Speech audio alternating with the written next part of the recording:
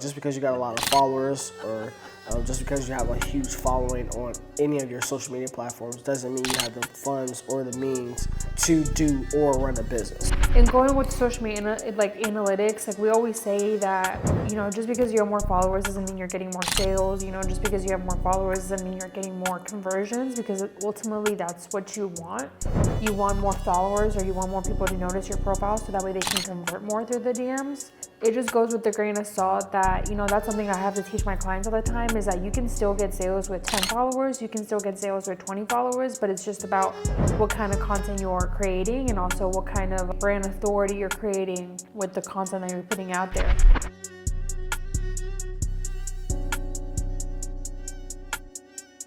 Hello you guys, and welcome back. If you guys are new here, my name is Jasmine. My name is Matthew Cohn. And we are the 1% Better Everyday Podcast. So today we're going to be talking about social media analytics and also what goes behind the scenes of creating a podcast. Yeah, more importantly, it's just because you got a lot of followers don't mean you got a lot of dollars. I'll start with a story with you guys. I had a potential lead that came in. He ended up purchasing, filming and editing a podcast from him. But just because you guys see specifically Instagram, this is what tricks everybody out. Like, he had all these followers on Instagram and doing all these numbers, and some seemed a little fishy, but when you hit a certain status on Instagram or hit a certain amount of followers on Instagram, it's like people get oh my God, he got so many followers. But the man couldn't even afford like the cheapest like video editing package from me because he simply just didn't have the budget. Again, it just goes to show, like, just because you got a lot of followers or just because you have a huge following on any of your social media platforms doesn't mean you have the funds or the means to do or run a business. So, are you a service-based entrepreneur that provides some kind of service, but you don't know how to create content in order to convert someone from following you into a paying client? I'm going to tell you exactly what to post in order to start generating more leads, attract high-paying clients, and get more DMs than you can possibly answer. I will help you how to find your niche, how to find your target audience, and craft offers that will attract top buyers every time you go to make a post.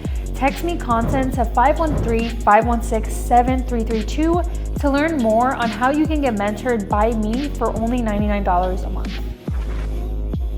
Yeah, and going with social media, like analytics, like we always say that, just because you have more followers doesn't mean you're getting more sales. Just because you have more followers doesn't mean you're getting more conversions, because ultimately that's what you want. You want more followers, or you want more people to notice your profile so that way they can convert more through the DMs. So it just goes with the grain of salt that, that's something I have to teach my clients all the time, is that you can still get sales with 10 followers, you can still get sales with 20 followers, but it's just about what kind of content you're creating and also what kind of, I would say, brand authority you're creating with the content that you're putting out there. And I think that's why his content does so well, because we were just talking to a client about that last week, about how he really has so much knowledge in creating content with like storytelling behind it. Like, how do you think you learned how to put storytelling behind your content? I think a combination of just me constantly editing every day and then being around other editors that know how to actually do what you're trying to achieve. Just the same thing in business. Like, if you are trying to achieve this status in business, then you need to be hanging around those people that have achieved that status in business. And the same thing with your skill set, like whether you're in communications, whether you want to be a scientist, whether you want to be in politics, like you need to be around that specific genre or niche in order to get better at that goal that you're trying to achieve. Yeah. And again, it takes practice, and it takes consistency, and it takes, testing out what works and what doesn't. But going back to like behind the scenes of creating a podcast, that's something that people don't realize. It does take a lot of work. And that's why we thought we wanted to touch on this a little bit, because I think, when people start a podcast, they think, oh, you just show up and, you just talk about things. But it really requires like a certain structure and just making things better.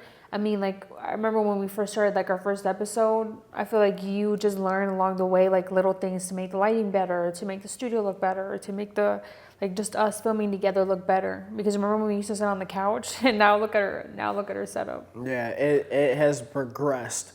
And not only that, it's just being able to see other people's podcasts and then bringing the knowledge that you have and the awareness and the production level that you want to get at. Because it's like that same client was, as a matter of fact, was a podcast client. He never reached out to me again. It was one of his best viewing podcast episodes he's had for his podcast. And not only that, did I show proof of concept that I was able to achieve his goal, but it's more importantly that he invested money into what he wanted and he got a good outcome out of it. So people don't know that, hey, we need a cover photo for the podcast episode, or we need a title, or we need an ad copy, or you need to make sure you have your logo, or make sure you have interrupters, or make sure you got your intro and your outro. Like those specific things, those 5-6 specific things, the regular viewer does not pay attention to that. Well, let's kind of go through that and break those down so that way they know what we're talking about. So whenever you upload something on YouTube, Excuse me. you always have to include a YouTube cover. You don't have to have any of that stuff I just said, technically. But in order for your video to perform even better, the level we was trying to get to, it's better to have a cover, like a cover banner. I don't know what it's called exactly, but I think it's like called like a banner or artwork or whatever. And it's pretty much like the thumbnail that's going to go on your YouTube video. So that's the first thing that you need to, I would say, to create, because I think that's honestly what stands out the most. Like, you know, just think about it when you're going on YouTube and you're scrolling on your phone. Like, I pay attention to like thumbnails. I pay attention to like what's on the screen. Like, how did they get your attention fast? And through YouTube, it's definitely through the cover art. That's what it's called, the cover art. And we design ours on Canva, but specifically when it comes to cover art, like what have you noticed that tends to do best on the graphic side? I honestly don't know what does best. I really don't know. I just make sure I am copying what the greats are doing. Like if like Mr. Beast has a really Sorry, good. I didn't mean to laugh. But that should be a real. It's just real. Like I really don't know. Like a lot of this shit, like we really don't know. We just going based off of our experience and what has been working for us and other people. Like we just making a highly educated guess.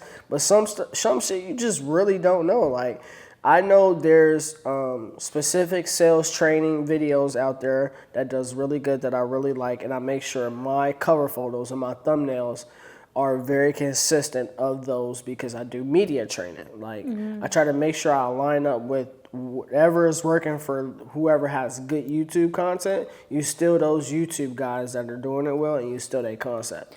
You steal you don't steal, you copy the framework. Same shit, steal, copy, whatever. So I'm on YouTube. If you guys go to my YouTube page, Jasmine Soto, you can see that, you know, that is one thing that you guys should definitely write down is like always study the competition and see what they're doing. So what I noticed with my videos, like if you kind of go to my YouTube channel, it's under Jasmine Soto.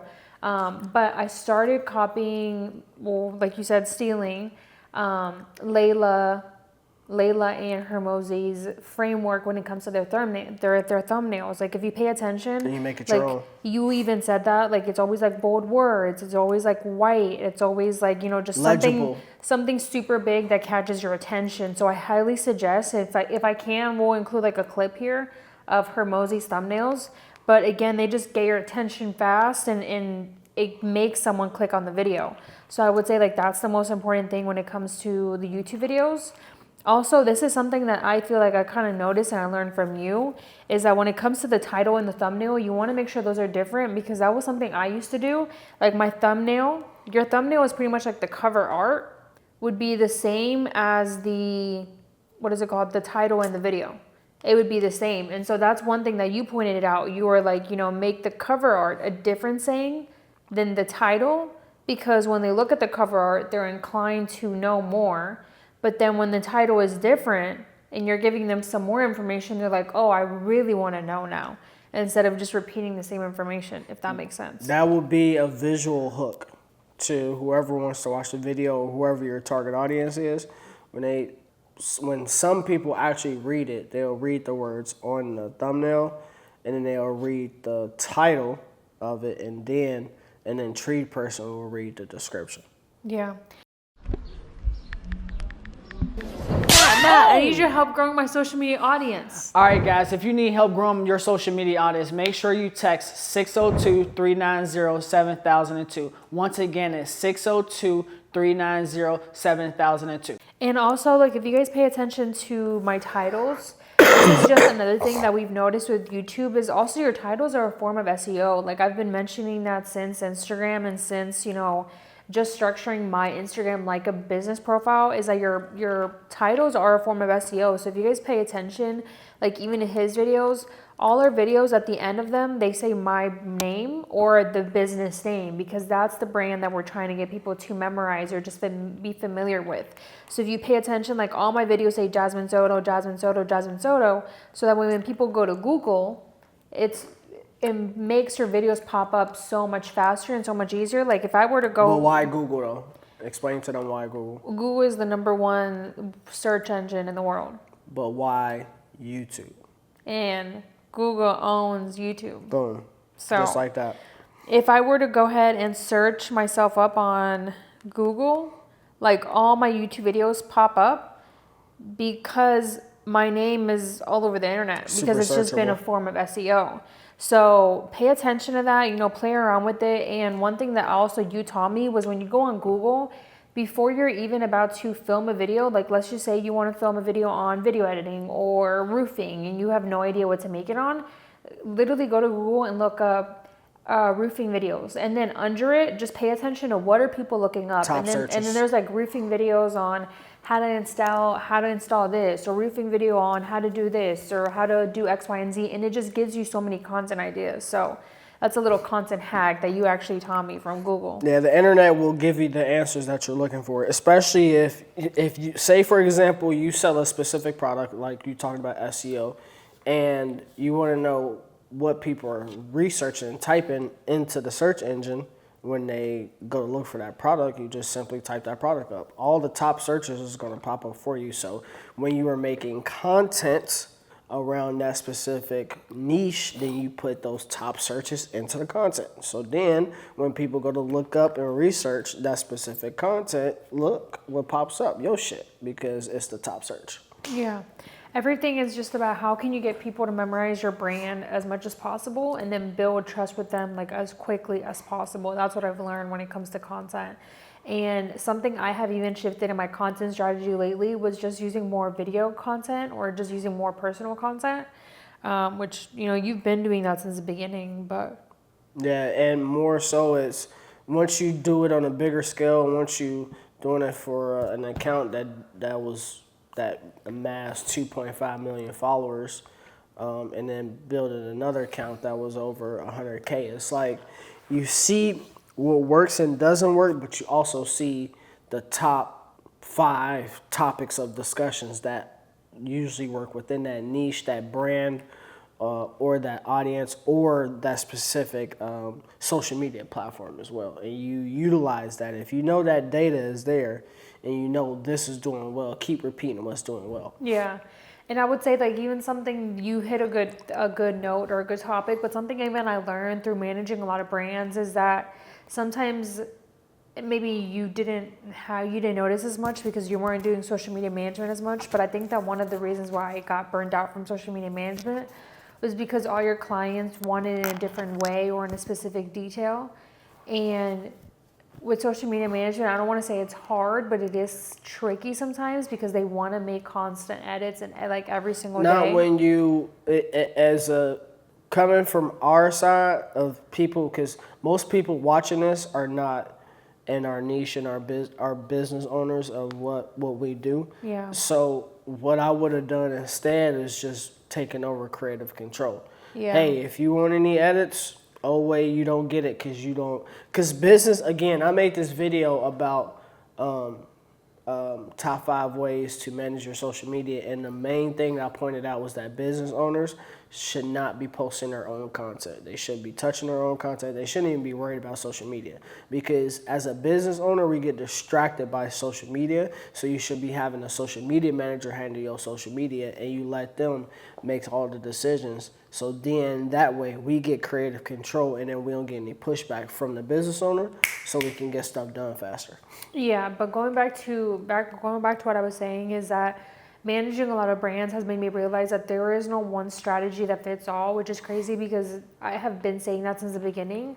But it also gives you insight of how every brand is different and every brand is going to build trust differently.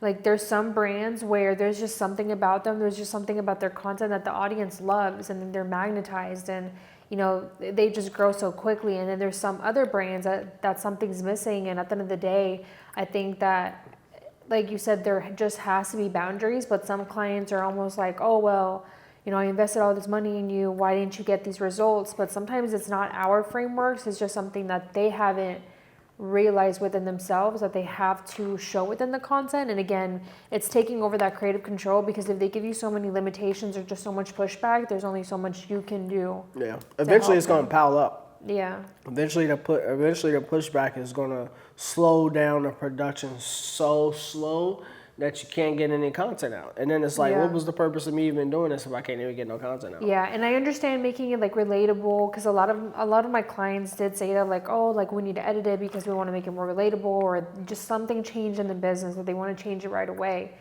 But I think you're right, is that sometimes I saw this quote recently too somewhere where it said, like, if you keep changing the goal, like you're never going to build anything.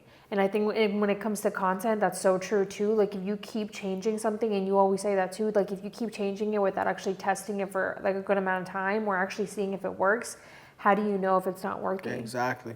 And we really, and especially with social media, you don't get results until the next year. Yeah. Like if you haven't been consistent for a whole year, I ain't trying to hear nothing. I ain't trying to hear no 30 days, 90 days, 60 days, none of that bullshit. Throw that all out the window. There's no such thing. Well, it's naturally because we're so impatient too nowadays. Like we want everything so fast. Yeah. Like we want everything so Popcorn success.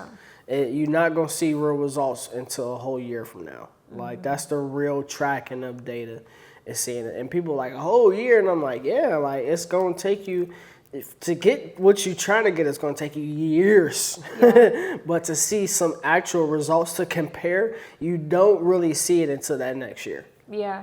Like I was even listening to this other podcast, and this was like a well-known influencer in pop culture, but even she was saying that she's been growing her brand for 10 years and she's still, adjusting some things to the business. So it just goes to show that, people have been building their brands for years and years, and even then, sometimes it's never going to be perfect, but it's just about how can you make it better every single day.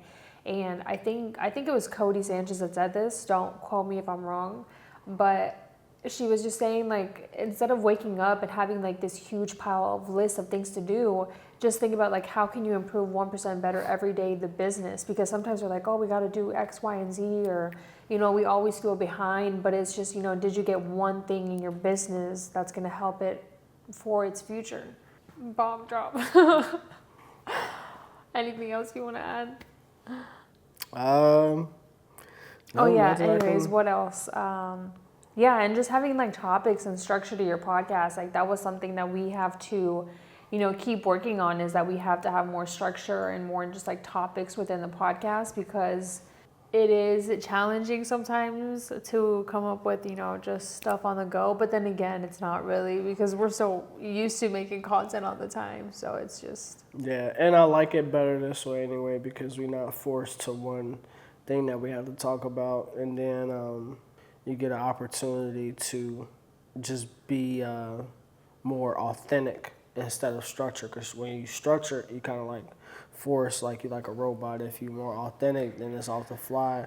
Yeah. Then it's the first thing that comes to your mind, not the first thing that came to your mind 10 hours ago. Because it's like loading up the gun, waiting to shoot the bullet.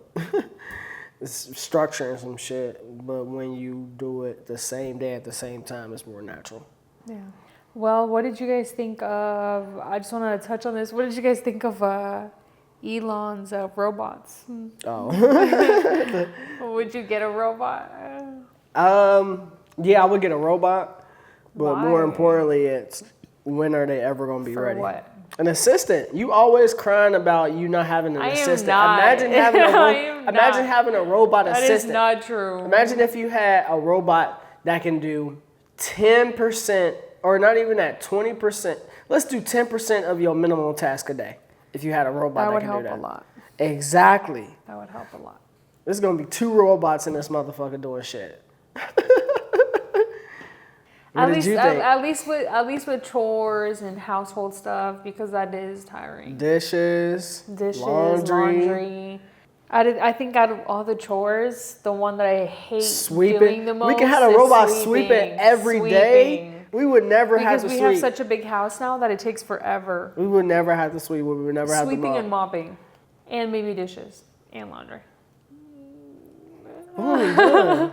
And then, like, I'm ready to go to sleep. I can have a robot program edit it all Edit night your videos while I'm asleep. Yeah. So by the time I wake up, I got stuff already done. That's funny.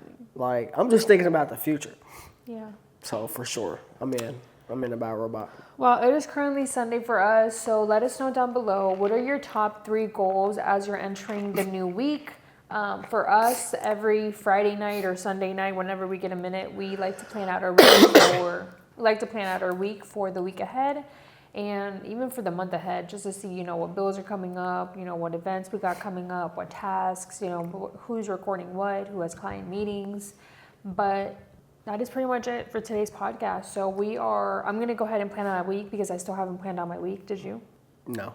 So we're going to go ahead and plan out our week, but we will see you guys in the next episode. Let us know down below, what do you guys want to hear from us next, or what topic do you guys want us to dive more into, whatever. But again, my name is Jasmine. My name is Matthew Coe. And this is the 1% Better Everyday podcast, where we empower, connect, and learn as entrepreneurs. I'm really tired today, if you guys can't tell, so I feel like I'm just tired. Are you going to outro it out? We will see you guys in the next episode. Bye, you guys. Peace.